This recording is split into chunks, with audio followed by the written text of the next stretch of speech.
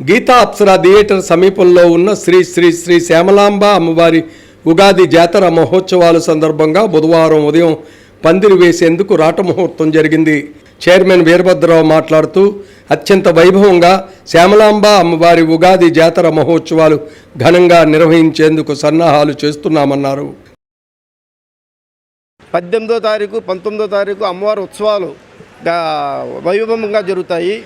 23వ తారీఖు అమ్మవారు రథయాత్ర జరుగుతుంది. ఆ రోజు 3 రోజులు కూడా జనాలు తండోపతండాలుగా అమ్మవారి గుడికి వస్తారు. వచ్చి అమ్మవారి గ్రామదేవత అయిన మన సోమలమ్మ తల్లిని దర్శించుకో.